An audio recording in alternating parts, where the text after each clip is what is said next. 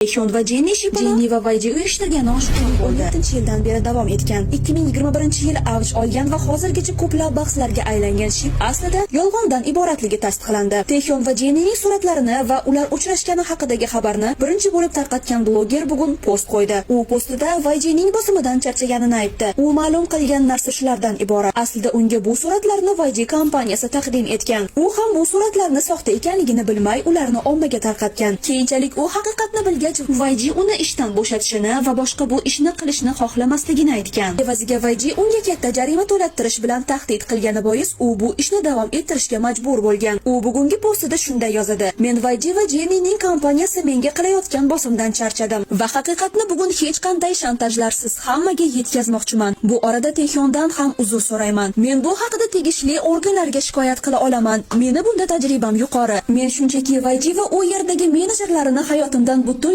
chiqarib tashlamoqchiman. Ular meni bir marta, lekin muxlislarini million marta aldadi. Ruhiy zarba uchun hammadan uzr so'rayman. Meni maqsadim boshqacha edi. Aldanganimni keyin bildim. Bilamiz, qoningiz bu shipga tashna edi, lekin endi ro'yxatingizdan o'chirib tashlasangiz ham bo'ladi."